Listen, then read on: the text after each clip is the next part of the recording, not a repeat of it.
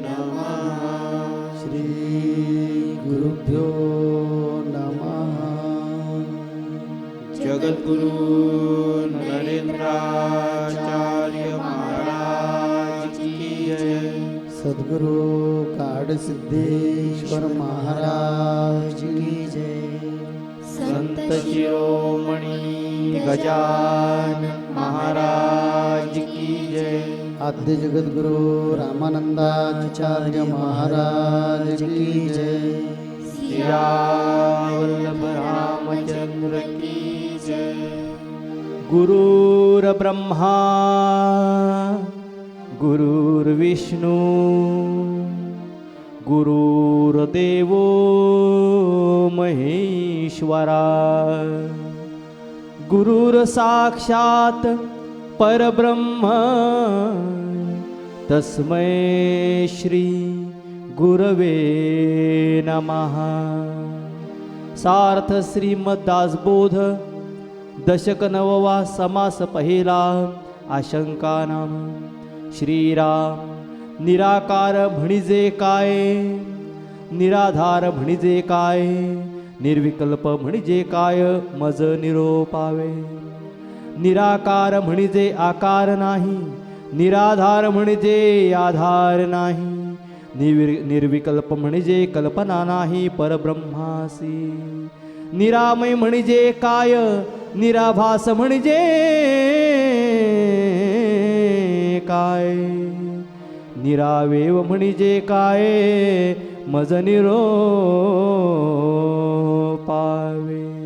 निरामय म्हणजे जळमय नाही, निराभास म्हणजे भासची नाही, निरावेव म्हणजे अवेव नाही परब्रह्मासी। निप्रपंच म्हणजे काय, निकळंक म्हणजे काय, निरोपाधी म्हणजे काय, मज निरोपावे। निप्रपंच म्हणजे प्रपंच नाही, निकळंक म्हणजे कळंक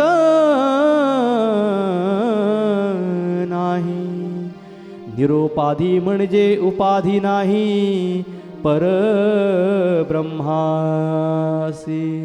पुंडलीक वरदे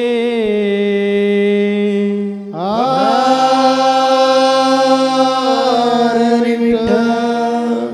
श्री ज्ञानदेव तुकाराम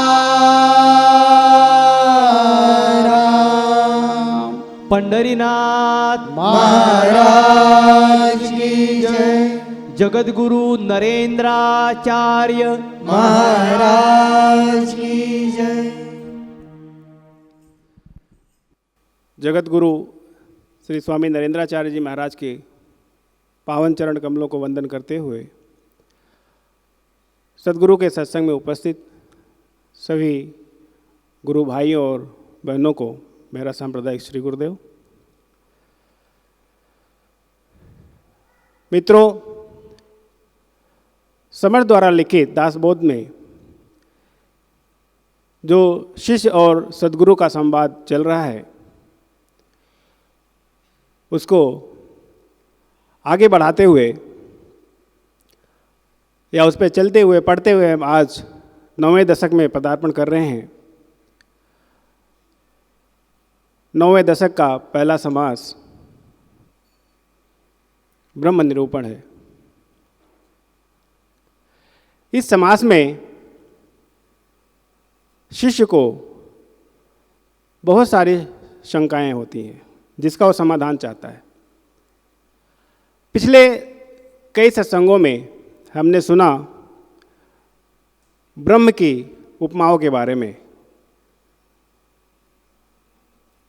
उनको जो जो नाम मिले हैं, जिस तरह से पुकारा या जाना जाता है संसार में, उन सब नामों को हमने सुना। सुनना और समझना दो अलग क्रियाएं हैं। अब सुना तो सबने है, लेकिन हम उसको समझ कितना पाए उसी पर यह समास आधारित है।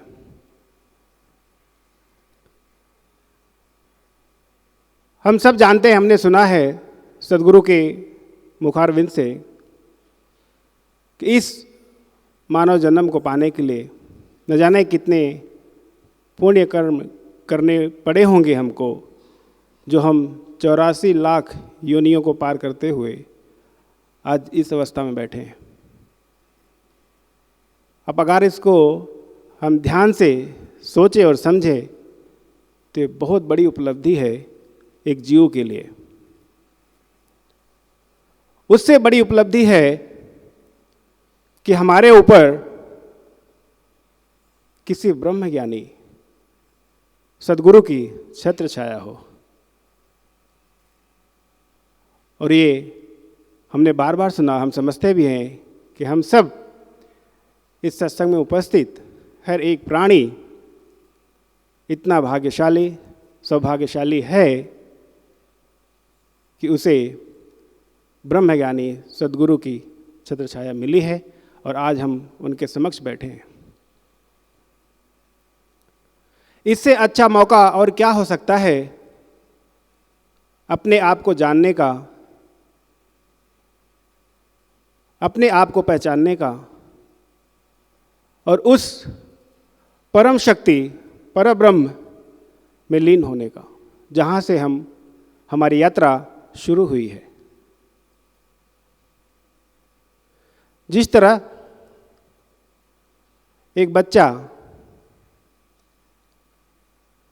किसी मेले में जाता है, बड़े मेले में जहाँ बहुत सारी चीज़ें होती है, अपने पिता के साथ जाता है, हाथ पकड़े रहता है जब तक पिताजी का वो, तब तक मेले का हर दृश्य उसे बड़ा ही आनंदप्रद लगता है। जैसे ही उसका हाथ उसके पिता से छूट जाता है, अगर वो मेले में बिछड़ जाता है, वही बच्चा जो कुछ क्षण पहले इतना आनंदित था, सभी दृश्यों का बहुत ही आनंद ले रहा था, वही निराश हो जाता है, रोने लगता है। इस सांसारिक उदाहरण देने का मतलब ये है कि इससे हमें एक सीख मिलना है, सीख सकते हैं कि हम उस परब्रह्म के पास से आए हैं, कि संतान हैं, उन्हीं का अंश हैं, लेकिन उनसे हमारा हाथ छूट गया है, नाता टूट गया है। कहने का मतलब हम भूल चुके हैं, उस अस्तित्व को भूल चुके हैं, इसलिए हम भटक रहे हैं इस संसार में। यही चीज़ समर्थ हमें पिछले कई समासों के द्वारा हमें समझा रहे हैं। तो अब हमें समझ तो आ गया कि हम अंश हैं उस परमात्मा के, यह जानने की कोशिश, और जब हमें समझ जाएंगे कि हम ही अंश हैं उनके और हम ही वो हैं, उस परब्रह्म, उस परमात्मा जिसकी बात, जिसके बारे में हम पढ़ रहे हैं, सुन रहे हैं, वो और कोई नहीं, हमारे अंदर है, हम स्वयं हैं। सद्गुरु हमें बार बार इस चीज़ को समझाते हैं, बट उस चीज़ को समझना या उसका एहसास करना, भास करना इतना आसान नहीं है। इसलिए हमें सद्गुरु के पास जाना पड़ता है। जिस तरह हम एक गणित का कोई सवाल ले ले, जिसे हम बहुत कोशिश कर रहे हैं लेकिन उसे हल नहीं कर पा रहे हैं, क्योंकि उसका सही फार्मूला हमें पता नहीं है, उसी तरह उस ब्रह्म को, अपने आप को हम तब तक नहीं पहचान सकते जब तक एक सत्य सद्गुरु, ब्रह्म ज्ञानी सद्गुरु, जिसे उस विषय में पूर्ण महत्ता प्राप्त है, हमारा मार्गदर्शन नहीं करते हैं। शिष्य सद्गुरु से पूछता है, समर्थ रामदास जी से पूछता है कि आपने कहा कि वह ब्रह्म निराकार है, निर्मल है, निर्गुण है, निराभास है। ये सुनने में तो अच्छा लगता है, लेकिन इनके शब्दार्थ क्या हैं, इनके अर्थ क्या हैं? जब तक मैं इस चीज़ को नहीं समझूंगा, मैं वो परिकल्पना नहीं कर सकता, वो एहसास मेरे अंदर नहीं आ सकता। तो उसे जानने के लिए, एहसासित करने के लिए मुझे इन शब्दों का अर्थ आप समझाइए। वह संदेश, वह संदेह उसके अंदर आता है और वो सवाल वो समर्थ से पूछता है। तो समर्थ उसका उसे उत्तर देते हैं, निर्गुण जैसे। निर्गुण का क्या मतलब है? जिसके अंदर कोई गुण नहीं। हमने पिछले समास में भी देखा कि जब हम उसके मन में संदेह होता है कि आकाश को ही ब्रह्म हम क्यों नहीं माने, तब उसे समर्थ कहते हैं आकाश में 7 गुण हैं, इसीलिए वो ब्रह्म नहीं हो सकता। कहने का तात्पर्य ब्रह्म में कोई गुण नहीं, वो निर्गुण है, निराभास, जिसका कोई आभास नहीं हो सकता, जिसका कोई भास हो ही नहीं सकता, पता ही नहीं चल सकता आपको कहाँ है, किधर देखना है, कौन सी डायरेक्शन में है, वो कहीं नहीं, वो कण कण में हर जगह छिपे हुए हैं, मौजूद हैं और उसका भास नहीं होता। यह निराभास का अर्थ है। निर्मल, अगला उसका प्रश्न है, निर्मल का मतलब क्या? इसमें कोई मल नहीं, जिसमें कोई किसी तरह की कोई गंदगी नहीं, वो निर्मल। इस तरह इस समास में समश्री ने 42 तरह की उपमाओं का उसका समाधान किया है कि इतनी उपमाएं उस ब्रह्म को मिली हैं और वो जब तक हम उस सारी उपमाओं को समझ नहीं लें तब तक हमारे सामने उस ब्रह्म का, उस शक्ति का एक स्वरूप तैयार नहीं होता। स्वरूप करने का मतलब उनका कोई गुण तो है नहीं, लेकिन एक तरह की जो संकल्पना होती है हमारे दिल में, हमारे मन में, वो तैयार नहीं हो पाएगी। तब हम अपनी सोच को विस्तृत कर पाएंगे। जहाँ हम सोचते हैं कि जैसे मंदिर में चले गए वहाँ हमको ब्रह्म मिल जाएंगे, वहाँ भगवान मिल जाएंगे, वो कोई सीमित नहीं है, असीमित है, उनकी कोई सीमा नहीं है। इन शब्दों का जब अब अर्थ समझ जाएंगे अच्छी तरह से तो हमारे अंदर वह जिज्ञासा फिर बढ़ेगी और वह ज्ञान बढ़ेगा कि जिसे हम ढूंढ रहे हैं तीर्थस्थलों में, मंदिरों में, मस्जिदों में, उसका कोई घर नहीं है। जब हमें ज्ञान होगा, हम घूम के आएंगे, तब सद्गुरु के द्वारा बताए हुए, समझाए हुए जब वचनों को समझेंगे, सुनेंगे, समझ में आएगा कि वो कहीं और नहीं, यहीं बैठा है, हमारे अंदर है, उसे ढूंढो, अंतर्मुखी हो जाओ, बाहर मुखी होने के बजाय। फिर देखो जिन जिन संज्ञाओं की यहाँ तुलना, यहाँ परिभाषा दी गई है, वो सब आप स्वयं खुद हो। सोच बननी होगी, हमें उस रास्ते पे चलना होगा। ये सोच हमारे अंदर आएगी कैसे? सोच आने के लिए हमारे अंदर विवेक होना चाहिए, ज्ञान आना चाहिए। हमने पहले भी सुना, मिलेगा कहाँ वो विवेक? हमारे अंदर ज्ञान आएगा कहाँ जो वो विवेक जागृत करे, जिससे हम इन बातों को समझ सके। तो सीधा सा उदाहरण, सीधा सा हल हमारे सामने, सत्संग, सद्गुरु की सेवा, सद्गुरु का शरण, जो आज हम लोग बैठे हैं। तो इससे अच्छा सुनहरा मौका और क्या हो सकता है?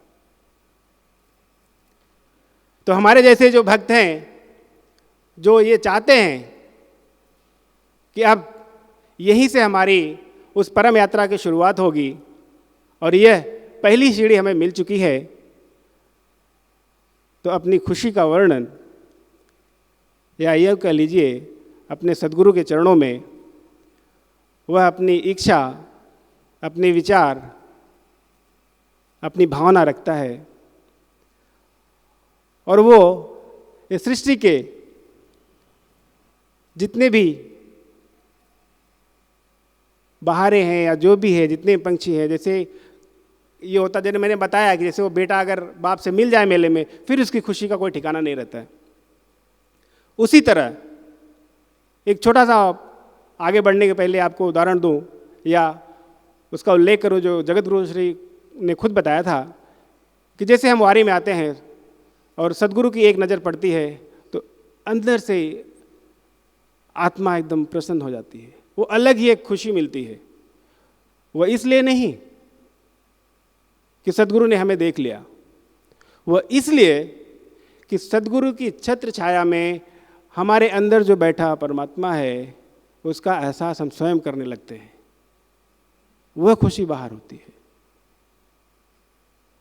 इसीलिए हमें सद्गुरु के सत्संग में आना चाहिए, उनकी वाणियों को सुनना चाहिए, जिससे ये जिज्ञासा, जिससे विवेक हमारे अंदर जागृत होगा।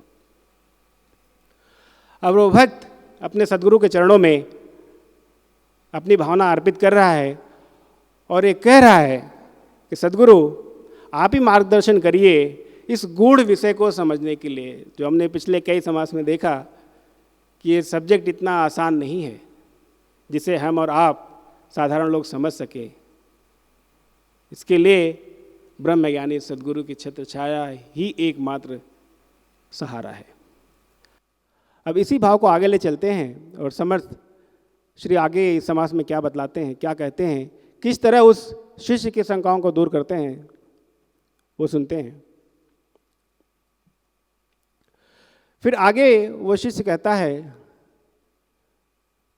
कि हे सद्गुरु, अब आप मुझे बताइए वो रास्ता क्या है, किस तरह चलकर हम उस पर ब्रह्म को मिलें, अपने आप को समझें, क्या किया जाए, क्या तरीका है उसका।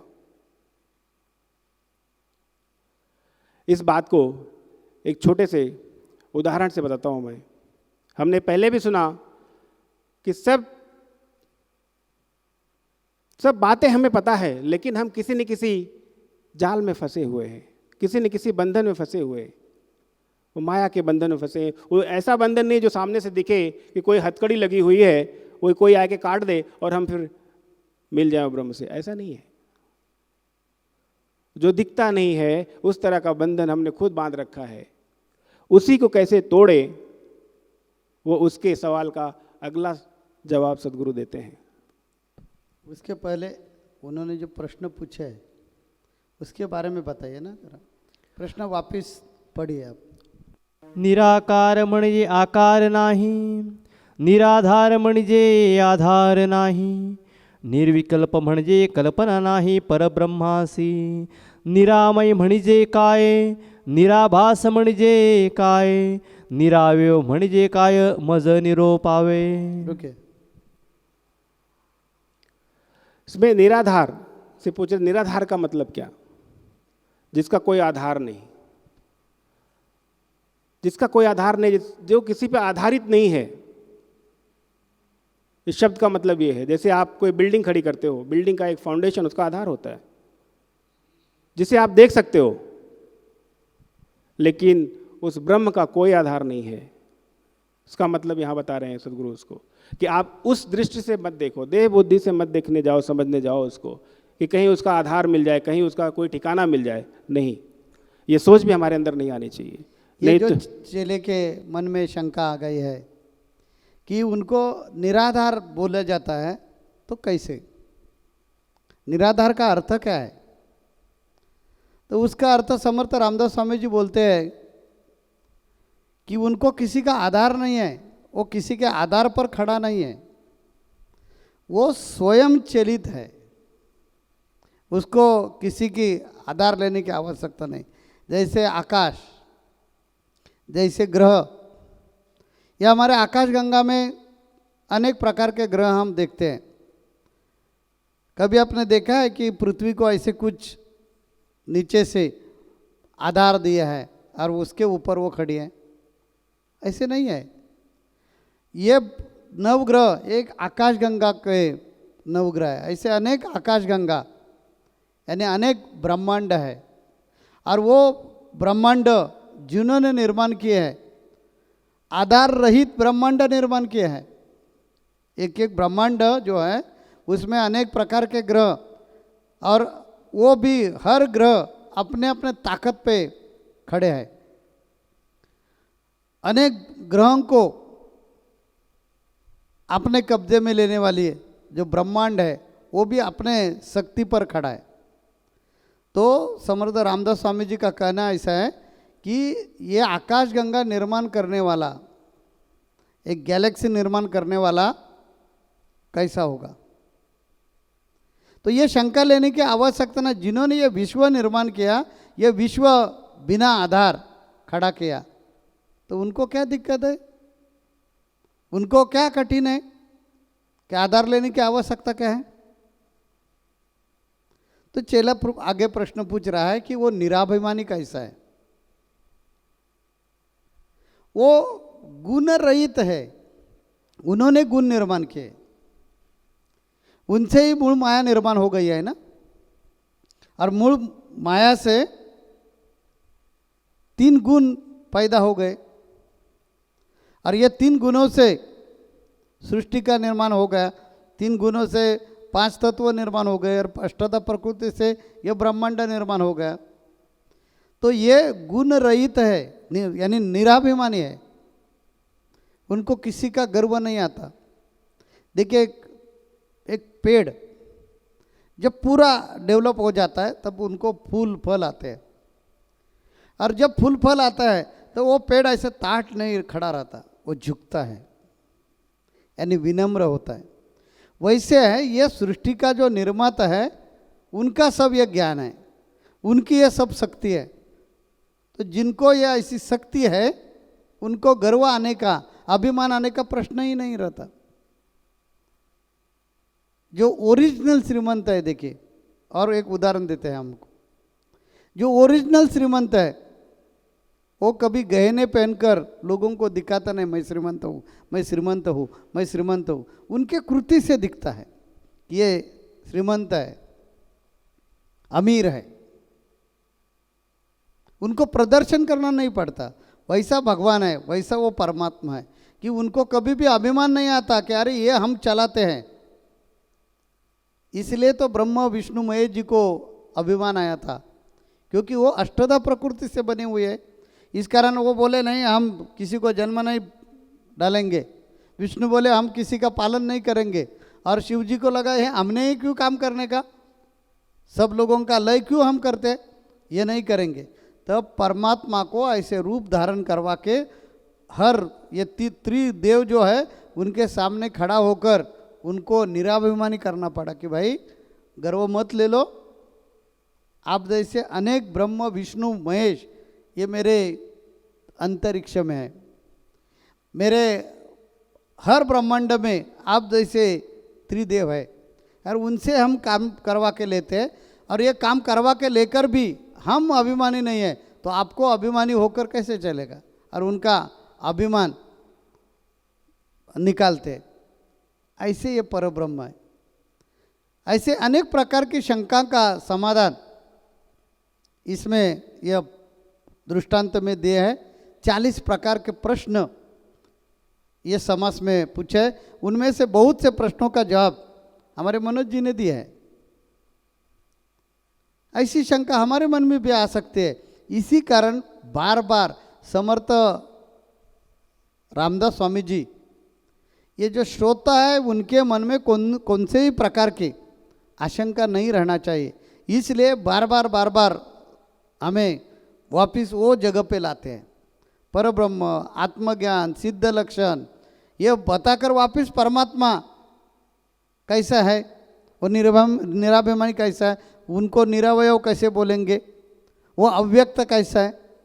ऐसे अनेक प्रकार के जो शंका मन में आ सकती है, इसकी कल्पना करवा के वही प्रश्न पूछ रहे हैं और हमें वही जवाब दे रहे हैं। क्योंकि हम चेले लोगों ने मन में आशंका रखकर आत्मज्ञान के मार्ग पर चलने का प्रयास किया, तो हमारे मन में जरा भी आशंका रह गई तो हम सिद्ध अवस्था तक पहुँचेंगे नहीं। इसी कारण ये समास समर्थ रामदास स्वामी जी ने वापिस निर्माण किया है। क्योंकि ये सब सवालों का जवाब अनेक बार दिया हुआ है, फिर भी ये सवाल खड़े क्यों कर रहे हैं, तो ये ज्ञान मार्ग है। और ज्ञान मार्ग में हमारे में विवेक जागृत होना चाहिए। तो हमारी जो बुद्धि है उसको भी पटना चाहिए कि हम जो चल रहे हैं, हम जो कर रहे हैं, हम जो करने वाले हैं वो गलत नहीं कर रहे, हम सही मार्ग पर है, योग्य मार्ग पर है। और गुरु जो बता रहे हैं उसको कुछ ना कुछ सिद्धांत है, वो ऐसे निराधार वक्तव्य नहीं कर रहे। इसी कारण बार बार समर्थ रामदास स्वामी जी या ऐसे आशंका निर्माण करते हैं और उसका जवाब देते हैं। अभी आगे उनको क्या कहने का है ये अगले हफ्ते में सत्संग में जानना आवश्यक है। इसी कारण अगले हफ्ते में हम जरूर वापस मिलेंगे। श्री गुरुदेव। जगतगुरु नरेंद्राचार्य महाराज की जय। सद्गुरु काल सिद्धेश्वर महाराज की जय। संत शिरोमणि गजानन महाराज की जय। आद्य जगत गुरु रामानंदाचार्य महाराज की जय। सिया वल्लभ रामचंद्र की जय।